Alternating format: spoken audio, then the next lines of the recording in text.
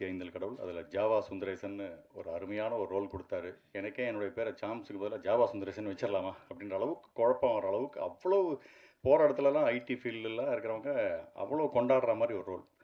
அடுத்தது இரும்பு கோட்டை முரட்டு சிங்கம், ஒரு டிரான்ஸ்லேட்டர் ரோல், லீன்ற ஒரு கேரக்டர் கொடுத்து அற்புதமான ஒரு ரோல். இன்றைக்கும் அதை நினச்சி என்னை பாராட்டிட்டு இருக்கிறப்ப எனக்கு அவ்வளோ சந்தோஷமாக இருக்குது. 2 படம் லட்டு மாதிரி இப்படி கொடுத்துருக்காரு.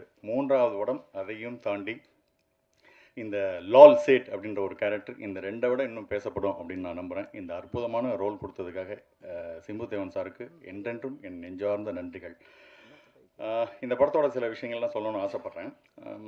படத்துக்கு ரெடியாகி ஃபஸ்ட்டு எடுத்தோன்னே ஃபஸ்ட்டு டே ஷூட்டிங் ஒவ்வொரையில் கடற்குள்ளே போயாச்சு. நான் மதுமிதா எல்லோரும் ஃபுல்லாக ரிசப்ஷனுக்கு போகிற மாதிரி ஜம்முன்னு பளிச்சுன்னு அப்படி வந்து நின்றுட்டுருக்கோம். என்ன இப்படி வரீங்க, சீன் 23 இப்படி தான் இருக்கும், காற்று அடிச்சிருக்கு, புயல் அடிச்சிருக்கு, ஒரு நாள் சாப்பிடாமல் இருந்திருக்கீங்க, கலைங்க. அப்படியா சார்? உடனே அப்படி தலையை லேசாக கழிச்சு விட்டு பொட்டை லேசாக அழிச்சு விட்டு இப்படின்னு அது கண்டினியூஸாக ஒரு படம் ஃபஸ்ட் டே செகண்ட் டே அப்படின்னு எடுத்துகிட்டு போனால் பரவாயில்ல. டைரக்டர் டிபார்ட்மெண்ட் எப்படி இதை மேட்ச் பண்ணாங்கன்னே தெரில. திடீர்னு சீன் 23, திடீர்னு சீன் 55, திடீர்னு சீன் 76. ஒரு ஸ்டேஜில் என்ன பண்ணுறது எது பண்ணுறதுன்னு தெரியல. எதில் பொட்டு வச்சேன், எதில் பொட்டு வைக்கல, எதில் தலையை களைச்சி விட்டோம். அப்புறம் பிடிபட்டுருச்சு. நேராக உள்ள வரேன், சீன் நம்பர் 55 லைட்டாக ஒரு அலைஞ்சு, ரெடியா? ஓகே உள்ளே போங்க அப்படின்னு. சீன் நம்பர் 1 இந்த பார் பளிச்சுன்னு வரேன் அப்படின்னு சொல்லி பளிச்சுன்னு. இந்த மாதிரி ஆரம்பமே ஒரு ரணத்தில் இருக்குது. எங்களுக்கு ஈஸி சின்னதாக ஒரு அட்ஜஸ்ட்மெண்ட். ஆனால் அந்த டைரக்டர் டிபார்ட்மெண்ட்டு அந்த மொதல் சீனில் அந்த போட்டில் எந்தெந்த இடத்துல என்னென்ன இருந்தது உடனே ஒரு ஃபோட்டோ அதை எடுத்து அதை மெயின்டைன் பண்ணி அதை கண்டினியூட்டியை பண்ணுறதுக்குள்ளே மேசிவ் ஒர்க் பண்ணியிருக்காங்க. அது கண்டினியூஸாக எடுத்திருந்தால் இந்த கஷ்டம் இருந்திருக்காது. அது வேறு சில சூழ்நிலைகளால் இப்படி எடுக்க வேண்டியதாக போச்சா. அதனால் அவ்வளோ கஷ்டப்பட்டு அதை எடுத்திருக்காங்க. அந்த டைரக்டர் டிபார்ட்மெண்ட்டுக்கு பெரிய ஹேட்ஸ் ஆஃப் நான் சொல்லுவேன். அடுத்தது இந்த படத்துக்குள்ளே உள்ளே போயாச்சு. உள்ளே போனால் போட்டுக்குள்ளே உட்கார ஆரம்பித்தா ஏற்கனவே எனக்கு வாமிட் பிரச்சனையெல்லாம் இருக்குது. ஆல்ரெடி ஒரு படத்தில் நடித்து ஒரே ஒரு நாள் ஷூட்டிங்லேயே மொத்த வாந்தியும் எடுத்திருக்கேன் நான். இது படம் ஃபுல்லாக வரணுமே என்ன பண்ணணும் ஒரு பயத்தோடய உட்காந்தேன். பட் நல்ல வேலை ஒரு மாதிரி கரையோரத்தில் இருக்கிற லேசான ஒரு அலை அப்படியே உள்ளே போனால் தாளாட்டிக்கிட்டே இருக்கும். நடிக்க 3 வேளையும் பொங்கல் போட்ட மாதிரியே இருந்தது எனக்கு. அப்படியே அவர் எப்போ சொல்கிறாரோ அப்போ எழுந்திரிச்சு ஷார்ட் அப்படின்ற அப்படியே நைட்டு அப்படியே ரூமில் போய் படுத்தா எங்களை அறியாமே ஏதோ ஆடிக்கிட்டே இருக்கிற மாதிரியே இருந்தது. ஸோ அந்த அளவுக்கு ஃபீல் எங்களுக்கு அந்த படத்தோட இதில் இருந்தது. இந்த மாதிரி சுவாரஸ்யமான அனுபவங்களோட இந்த படம் நடந்துட்டு இருந்தது. இதில் குறிப்பிட்டு சொல்ல முடியாத சில விஷயங்களை சொல்லணும்னு ஆசைப்பட்றேன். இந்த படத்தில் என்னை பிரமிக்க வைத்த இருவர், ஒன்று சிம்பு தேவன் சார் அண்டு அவருடைய கற்பனைக்கு தீனி போட்ட ப்ரொடியூசர் சார். இந்த படத்தோட கதையை பற்றி சொல்லும்போதே என்ன இவ்வளோ நாள் கடலுக்குள்ளேயே இத்தனை பேரை வச்சு என்ன பண்ணுறது ஏது பண்ணுறது, இதை விஷுவலைஸ் பண்ணுறதுனாலே ஒரு பெரிய கஷ்டமாக இருக்குது. இதை எப்படி எடுக்க போகிறாங்க அப்படின்ற ஒரு பிரமிப்பு இருந்தது. இதை கேட்குறதுக்கு நல்லா இருக்குது, கடைசியாக பார்க்குறதுக்கு நல்லாயிருக்கும். எடுக்கிறது அதுவும் கடலுக்குள்ளேயே எடுக்கக்கூடிய அந்த விஷயத்தை அவர் எப்படி யோசிச்சாருன்னே தெரில. ஒரு ட்ரெஸ்ஸுலேருந்து ஆரம்பித்து ஒரு அந்த மேக்கப்லேருந்து ஆரம்பித்து எல்லாத்துலேயும் பர்ஃபெக்டாக இருக்கும். சிம்பு தேவன் சார் படத்துக்குள்ளே உள்ளே போனால் கற்றுக்கலாம், தெரிஞ்சுக்கலாம், நம்மளை நாம் இம்ப்ரூவ்மெண்ட் பண்ணிக்கலாங்கிற அளவுக்கு ஒரு அற்புதமான அனுபவம் எனக்கு கிடைக்கும். அவர் எப்போ கூப்பிட்டாலும் ஓடி போவேன். அந்த அளவுக்கு ஒரு அருமையான ஒரு இயக்குனர், என்னை பிரமிக்க வைத்த இயக்குனர். இவருடைய இந்த கற்பனைக்கு தீனி போட்ட அருமையான ஒரு பிரேம்குமார்ங்கிற தயாரிப்பாளர். இவங்க 2 பேரும் என்னை பிரமிக்க வைத்தார்கள். அடுத்தது இந்த படத்தில் என்னை ரசிக்க வைத்த இருவர், யோகி பாபு அண்டு ஹீரோயின் கௌரி. யோகி பாபு அழகான கதைகளை தேர்ந்தெடுக்கிறாரு. பல இயக்குநர்கள்ட்ட போய் அப்படியே பண்பட்ட நடிப்பை இப்போ வெளிப்படுத்துகிறார். ஒரு டைரக்டர் ஃப்ரெண்ட்லி ஆர்டிஸ்டாக ஆகிட்டார் அவர். அருமையான சட்டில் பர்ஃபார்மன்ஸ்லாம் அவர் பண்ணுறதை பார்த்து அவ்வளோ ரசித்தேன். தேர்ந்தெடுத்த கதைகள், தெளிவான சிந்தனை, தெய்வ பக்தியோடு அருமையாக ட்ராவல் பண்ணிகிட்ருக்கார் யோகி பாபு. பிரமாதம். என்னுடைய மனமார்ந்த வாழ்த்துக்கள் யோகி பாபுக்கு. அவர் தேர்ந்தெடுக்கிற கதைகள் அவ்வளோ அற்புதமாக இருக்குது. அப்புறம் கௌரி வந்து குறைந்த படங்கள் தான் பண்ணியிருக்காங்க. ஆனால் அந்த போட்டுக்குள்ளே அத்தனை பேரோடையும் ஈக்குவலாக அழகாக இணைஞ்சு நடித்தது. ஏன்னா அதை நிறைய பேருக்கு அங்கே உள்ளே இருக்கிற கொலப்புள்ளி லீலா, ஜெஸ்ஸி இவங்களுக்கெல்லாம் லாங்குவேஜ் ப்ராப்ளம் தமிழில், அது எல்லாத்தையும் டிரான்ஸ்லேட் பண்ணி அழகாக இணைஞ்சு வந்தது கௌரி. ஸோ அவங்களோட பர்ஃபார்மன்ஸையும் பார்த்து நான் ரொம்ப ரசித்தேன். அடுத்தது எங்களையெல்லாம் சிரிக்க வைத்த இருவர், சினி ஜெயின் சாரும் எம்எஸ் பாஸ்கர் சார் தான். அற்புதமான அவங்களோடலாம் போட்டி போடவே முடியாது பர்ஃபார்மன்ஸில். பட் அவங்களோட அருமையான எக்ஸ்பீரியன்ஸுகளை சொரிஞ்சு எங்கள்கிட்ட சொல்லி இந்த மழையிலையும் இந்த வெயிலையும் எங்களெல்லாம் கஷ்டப்படாமல் அப்படியே நாங்கள் கலகலன்னு சிரிச்சுக்கிட்டு அந்த போட்டுக்குள்ளே உட்காந்துருக்கும் போது இந்த கஷ்டங்கள்லாம் தெரியாமல் அற்புதமான தங்களுடைய அனுபவங்களை பகிர்ந்து அப்படியே அவ்வளோ சிரித்து வேலை பார்த்தோம். ஸோ டைரக்டர் கூட கொஞ்சம் கடுப்பாக இருக்கும், கொஞ்சம் ஷார்ட்டுக்கு வரீங்களாமா அப்படின்னு கெஞ்சுற அளவுக்கு அவ்வளோ காமெடிகள், அவ்வளோ இது சொல்லியிருக்காங்க. அருமையான விஷயம். அடுத்தது என்னை வியக்க வைத்த இருவர் கொலப்புள்ளி லீலாவும் ஜெஸியும். இவங்க 2 பேருக்கும் லாங்குவேஜே தெரியாது. பட் ஆனால் இந்த தமிழ் ஆட்களோடு சேர்ந்து என்ன நடக்குது ஏது நடக்குதுங்கிறத கேட்டுக்கிட்டு அற்புதமாக இணைஞ்சு வந்து அருமையாக நடித்தாங்க அவங்க. They are all very great. அடுத்தது என்னை துடிக்க வைத்த இருவர் மதுமிதா அண்ட் ஷாரா. என்னென்னா நடிக்கிறதுக்காக துடிக்க வச்சாங்க. நாம் அமைதியாக இருந்துட்டு அவங்க தூக்கி சாப்பிட்ருவாங்க போல இருக்குது. ஏன்னா ஷாரா விதவிதமாக காமெடி ரோல் பண்ணாலும் இந்த படத்தில் அவ்வளோ அப்படியே சட்டிலாக பர்ஃபார்மன்ஸ் பண்ணுறாரு.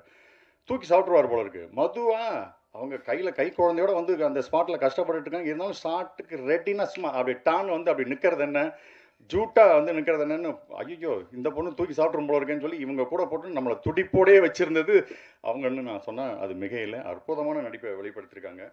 அடுத்தது என்னை யோசிக்க வைத்த இருவர் இந்த குட்டி பையனும் சுண்டலியும். இந்த படத்தில் அந்த குட்டி பையன் த்ரோட் எங்கள் கூட வந்துட்டு இவ்வளோ, அதாவது சின்ன எக்ஸ்பீரியன்ஸ்லேருந்து பெரிய எக்ஸ்பீரியன்ஸ் இருக்கிற பெரிய ஆட்களோடு சேர்ந்து அந்த பையன் நடிச்சிருக்கான். அவனுக்கு இப்போவே பல லாங்குவேஜ் தெரியும். அழ சொன்னால் கிளிசரனே இல்லாமல் அந்த பையன் அழுவான். ஸோ அப்படி ஒரு நடிப்பை வெளிப்படுத்தக்கூடியவன். பிற்காலத்தில் பெரிய ஹீரோவாக அந்த பையன் வருவான்னு நான் இன்றைக்கி வாழ்த்துறேன். அதே மாதிரி சுண்டலி, இத்தனை பேருக்கு நடுவில் அழகான ஒரு சுண்டலி நடிச்சிருக்கு. வழக்கமாக சுண்டலினா ஜம்ப் பண்ணி தாவி குதிச்சு அங்கங்கே ஓடும். அந்த சுண்டலையும் பொங்கல் போட்ட மாதிரியே வரும். ஸோ வான்னு கூப்பிட்டா வரும், தோலில் ஏறினா தோலில் ஏறிடும், அப்படியே அமைதியாக நிதானமாக பாம்பு மாதிரி படம் எடுத்துகிட்டு இருக்கோம். அது அந்த மாதிரி ஒரு அமைதியான ஒரு எலி. ஸோ 2 பேரும் என்னை என்னை யோசிக்க வைத்த இருவர். அடுத்தது என்னை மயக்க வைத்தது அந்த படகும் அந்த கடலும். சும்மா அழகான ரம்மியமான ஒரு சூழலில் அற்புதமான ஒரு செட்டப்பு அருமையாக இருந்தது. ஸோ இதற்கு பிறகு என்னை சிலிர்க்க வைத்த இருவர் ஜிப்ரான் சாரும் அண்டு ஒளிப்பதிவாளர் மாதேஷ் சாரும். ஸோ இயக்குனரோட அந்த கற்பனையை ஒளி வடிவத்திலையும் அழகாக கொண்டு வந்து அப்படியே கொண்டு வந்து திரையில் அண்டு உணர்வு பூர்வமாக கொண்டு வந்து கொடுத்துருக்காங்க. They are all great. அட்டகாசமாக ஒர்க் பண்ணியிருக்காங்க. ஸோ இவர்களை தாண்டி இயக்குனர் டீம், அந்த இயக்குனருடைய வலதுகரமாக இருந்த கருப்புசாமி வேல்லேருந்து ஆரம்பித்து அந்த இயக்குனர் டீம் மற்றும் தொழில்நுட்ப கலைஞர்கள், அது மாதேஷ் சார் சொன்ன மாதிரி அந்த மீனவர்கள், அவர்கள் மட்டும் அந்த போட்டை ஆடாமல் அது ஃபுல்லாக தண்ணிக்குள்ளேயே ஊறி போயிருப்பாங்க. அப்படியே கையெல்லாம் சொதன்னு ஆயிருக்கும் அவங்களுக்கு. அப்படியே த்ரூ த ஷூட்டிங் அப்படி இருந்திருக்காங்க. அவங்க அற்புதமான பங்களிப்பை செஞ்சுருக்காங்க. இந்த சிம்புதேவன் சாருடைய அழகான கடல் சார்ந்த ஒரு கற்பனை இன்றைக்கி திரையேறப் போகிறது ஆகஸ்ட் 2. இந்த போட்டை அற்புதமாக கரை சேர்க்க வேண்டியது மீடியாவும் மக்களுடைய பொறுப்பு. நல்ல படமாக வந்திருக்கு. ரொம்ப மனசுக்கு இன்னைக்கு அந்த மேக்கிங் வீடியோலாம் பார்க்கும்போது இப்படி ஒரு உழைப்பு உழைச்சிருக்காமா அப்படின்னு சொல்லி கண்ணில் தண்ணி வந்துடும் போல இருக்குது. அந்த அளவுக்கு ஒரு அற்புதமான உழைப்பாக இருக்குது இந்த படம். அருமையாக வந்திருக்கு. நல்ல படம். கண்டிப்பாக மவுத் டாக்லேயே பரவி இருக்கும். இதுவும் நாளைக்கு ஒரு மஞ்சுமல் பாய்ஸ் மாதிரி வரதுக்கான அத்தனை வாய்ப்புகளும் இருக்கிற ஒரு படம். நிச்சயமாக அந்த படம் வெற்றி பெறும். தேங்க்யூ. ஃபஸ்ட்டு என்னோடய டைரக்டர் சார் சிம்புதேவன் சாருக்கு நன்றி சொல்லிக்கிறேன். அடுத்து என்னோடய ப்ரொடியூசர்ஸ் பிரபா, பிரேம்குமார் அவர்களுக்கு நன்றி. இந்த டீமில் என் கூட இருந்த ஆல்ரெடி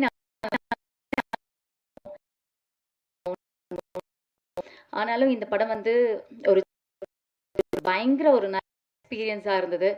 மேக்கிங் பற்றி நாங்கள் சொல்ல வேண்டியதில்லை. அதுக்காக இவ்வளோ ஒரு சர்ப்ரைஸான ஒரு வீடியோ கொடுத்துருப்பாங்கங்கிறது எதிர்பார்க்கவே இல்லை. எங்களோட ஒவ்வொரு முயற்சியும் ஒவ்வொரு உழைப்பும் எல்லாமே அந்த மேக்கிங்கில் நீங்கள் பார்த்துருப்பீங்க. சாரோட டைரக்ஷனில் நான் பண்ணுற 2வது படம் இது. புலியில் நான் ஒர்க் பண்ணியிருக்கேன். அதில் full and fully comedy role கொடுத்தாங்க. அதுக்கப்புறம் இந்த படத்துக்கு கூப்பிடும்போது அவங்க சொன்னது யூஸ்வலான காமெடியாக இருக்கக்கூடாது, கொஞ்சம் சட்டிலாக இருக்கணும், இமோஷனான நிறைய சீன்ஸ் இருக்குது, அதுலேயும் பெட்டராக பண்ணணும் அப்படின்னு சொன்னாங்க. ஆனால் நான் வந்து ஓகே, ரொம்ப எப்பயும் ஷூட்டிங் போகிறோம், அந்த மாதிரி இந்த ஷூட்டிங்கும் ஒரு மாதிரி இருக்கும் போது கடலில் என்ன ஒரு 2 நாள் 3 நாள் எடுப்பாங்களா அப்படின்னு நினச்சோம். ஆனால் உண்மையாக சொல்கிறோம், அந்த எக்ஸ்பீரியன்ஸ் வந்து இதுக்கப்புறம் தமிழ் சினிமாவில் வேறு யாருக்காவது கிடைக்குமான்னு நினச்சா கிடையவே கிடையாது. அந்த ஒரு எக்ஸ்பீரியன்ஸ் வந்து எங்கள் டீமுக்கும் எங்களோட ஆர்டிஸ்டோட டீமுக்கும் க்ரூவுக்கும் மட்டும்தான் கிடச்சிருக்குன்னு நினைக்கும் போது ரொம்ப ரொம்ப பெருமையாக இருக்குது. நாங்கள் பட்ட ஒவ்வொரு கஷ்டமும் முயற்சியும் உழைப்பும் அந்த கடலுக்கும், முழுமையாக சொல்லணும்னா அந்த கடல் பக்கத்தில் எல்லாரும் வெவ்வேறு மதத்தினர் இருந்தாலும் ஒரு அந்தோனியோ சர்ச் இருக்கும். டெய்லி காலையில் போன உடனே எல்லாரும் போயிட்டு அவருக்கு ஒரு கும்பிடு போட்டுட்டு ஆரம்பிப்போம். ஒவ்வொரு நாளும் ஆரம்பத்தில் 3-4 நாள்னா ரொம்ப ரொம்ப அடடா என்னடா அது செம்ம வெயில், 6 மணிக்கெலாம் அப்படி ஒரு வெயில் இருக்கும். அதுக்கப்புறம் என்ன பண்ணிக்கிட்டோம், நாங்கள் எங்களுக்குள்ளே அதை ஃபன் ஆக்கிக்கிட்டு சார் போயிட்டு பயங்கரமாக எங்களால் என்னென்னலாம் கலாய்க்க முடியுமோ, அதாவது ஆஃப் த கேமரா பயங்கரமாக எங்களுக்குள்ளேயே ஒரு காமெடியை க்ரியேட் பண்ணிக்கிட்டு நிறைய ஃபுட்டு வரும். யோகி பாபு சார் கிட்ட இருந்து, அதுக்கப்புறம் எம்எஸ் பாஸ்கர் சார் கிட்ட இருந்து. ஏன்னா அந்த கப்பலுக்குள்ள உட்காந்துட்டோம்னா, அந்த படகுக்குள்ள உட்காந்துட்டோம்னா உண்மையாவே கஷ்டமா இருக்கும். அப்படி திரும்ப முடியாது. அப்படி கஷ்டமா இருக்கும். ஒருத்தங்க உட்காரும்போது இன்னொருத்தவங்களுக்கு இடம் பத்தாது. அவங்க தொட மேல நம்ம கால் வைக்கிற மாதிரி இருக்கும். அந்த மாதிரி ஒரு நெருக்கத்துக்குள்ள தண்ணி எது கொண்டு வரனாலும் அங்கிருந்து அந்த கப்பலை பிடிச்சிட்டு இருக்க அவங்க ரொம்ப ரொம்ப கஷ்டப்பட்டாங்க. அவங்க போய் கொண்டு வரணும்.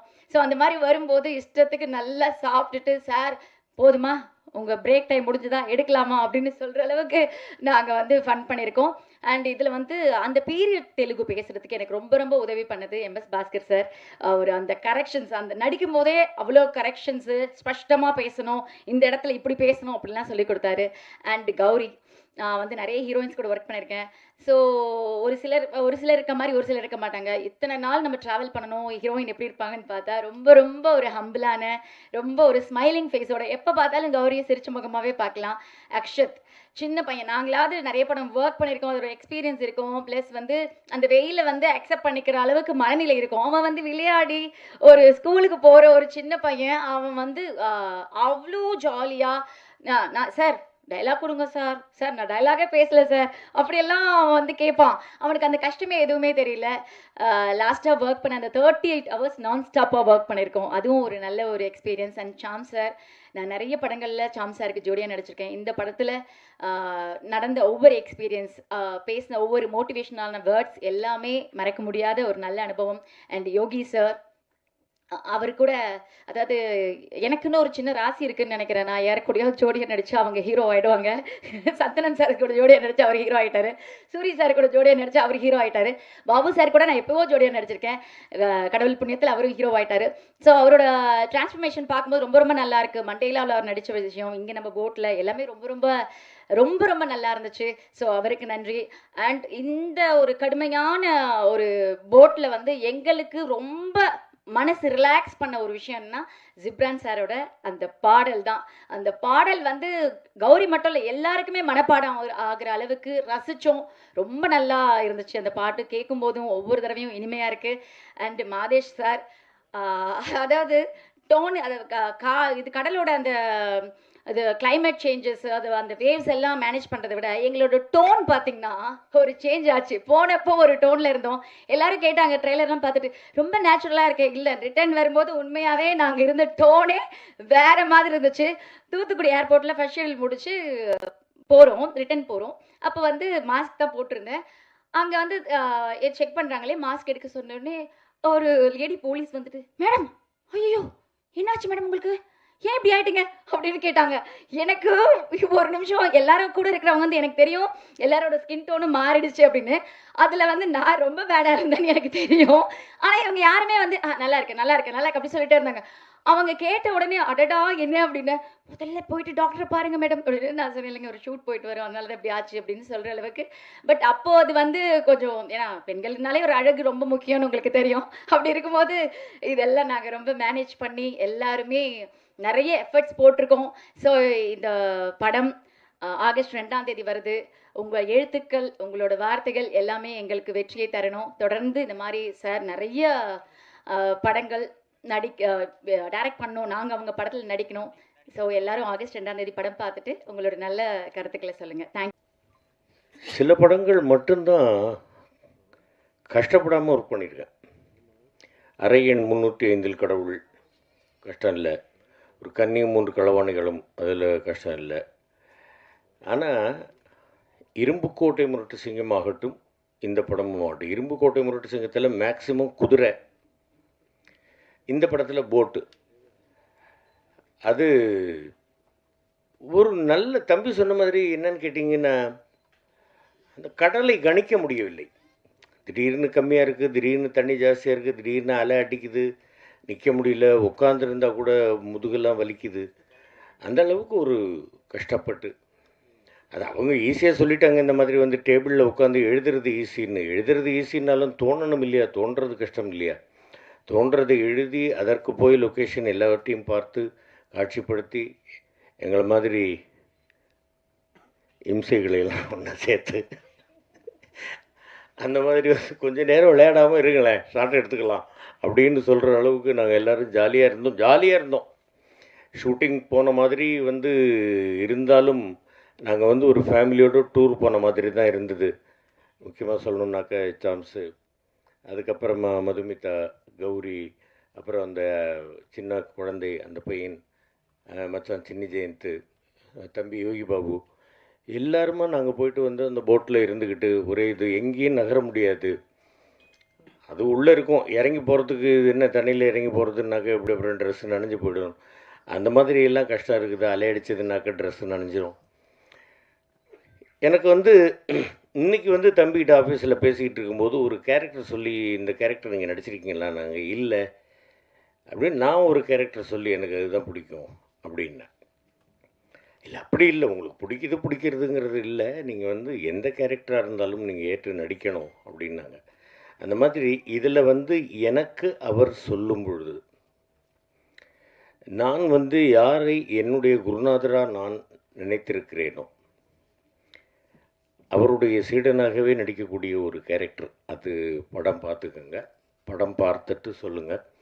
ரொம்ப நான் ரசித்து பண்ணிய கேரக்டர்களில் இதுவும் நிச்சயமாக ஒரு முக்கியமானது. அற்புதமான வேடம், அருமையான ஒரு வேடம், உணர்ந்து நடிக்கக்கூடிய ஒரு வேடம். அதில் எல்லா ஆர்டிஸ்டுகளோடும், சகோதர சகோதரிகளுடைய உதவியோடும், கேமராமேன் சாருடைய ஒரு ஒத்தாசையோடும், தம்பி அவர்களுடைய ஒரு வழிகாட்டுதலோடும் ரொம்ப பிரமாதமாக இந்த கேரக்டர் வந்து ஒரு நல்ல பேர் வாங்கி கொடுக்கக்கூடிய ஒரு கேரக்டராக எனக்கு அமைஞ்சிருக்கு அப்படின்னு நான் நம்புகிறேன். ஜிப்ரான் அவர்களுடைய மியூசிக்கு டெஃபினட்டாக சொல்லணும். நான் குழந்தை கௌரிக்கிட்ட நான் சொல்லிக்கிட்டு இருந்தேன், ரொம்ப பிரமாதமாக இருக்குமா இந்த சாங்கு அப்படின்னு. நாங்கள் அந்த போட்டில் உட்காந்துட்டு பாடுறது. கௌரியை பற்றி முக்கியமாக சொல்லணும், எனக்கு அவங்கள பற்றி சொல்லலைன்னாக்கா பிரச்சனை. என் தம்பியோட ஜோடி, என் பையனோட ஜோடி அவங்க. அதனால் அவங்ககிட்ட போட்டு கொடுத்து, ஏன்பா கௌரியை பற்றி நீங்கள் பேசலையா அப்படின்னு அவர் ஏதாவது சொல்லுவார். ஒரு சாங் வந்து ஃபுல்லாக பிகினிங்லேருந்து எண்டு வரைக்கும் வந்து அந்த சாங்கை ப்ளே பண்ணாங்க. அதை வந்து லாங் ஷாட்டில் டேக் பண்ணாங்க. நான் ஏன்னா பேசிக்காக நான் வந்து டப்பிங் ஆர்டிஸ்ட் அப்படிங்கிறதுனால எனக்கு அது தெரியும். அந்த இன்ச்சு கூட அந்தாண்ட இந்தாண்ட இந்த லிப்பு விலகாமல் அந்த சாங்கை சிங் பண்ணி அவ்வளவு அழகாக அந்த அந்த இதுக்கு எக்ஸ்ப்ரெஷன்ஸோட அந்த ஃபேஷியல் எக்ஸ்ப்ரெஷன்லாம் பிரமாதமாக கொடுத்து அந்த குழந்தை எல்லாருமே ரொம்ப பிரமாதமாக பண்ணியிருக்கிறாங்க. நல்லா இருக்கணும், படம் மிகப்பெரிய வெற்றி அடையணும். அதற்கு பத்திரிகை ஊடகத்துறை நண்பர்கள் எல்லாருடைய ஒத்துழைப்பும், ரசிகர்களுடைய ஆதரவும், இறைவனுடைய ஆசீர்வாதமும் வேண்டும். தம்பி அவர்களுக்கு மேலும் மேலும் அடுத்தடுத்த படங்கள் வந்து நிச்சயமாக பெரிய வெற்றியை கொடுக்கணும், படம் ஹிட்டு அப்படின்னு அடிக்கடி சொல்லிக்கிட்டே இருப்பேன் ஷூட்டிங் ஸ்பாட்டில். அந்த அளவுக்கு எல்லாருமா கஷ்டப்பட்டு உழைச்சிருக்கோம். தம்பி வந்து நான் மட்டும் வந்து என்னுடைய உழைப்பு மட்டும் இல்லை, எல்லாருடைய உழைப்பும், நாங்கள் எல்லாருடைய உழைப்பும் இருக்குது. எங்களுக்கு உழைப்பதற்கு வாய்ப்பு கொடுத்து தம்பி அவர்களுக்கும், ப்ரொடியூசர்ஸுக்கும், எல்லாருக்கும், ஜென்னிக்கும் என்னுடைய அன்பான அதான் அன்பை கலந்த நன்றிகள், வாழ்த்துக்கள் எல்லோருக்கும்.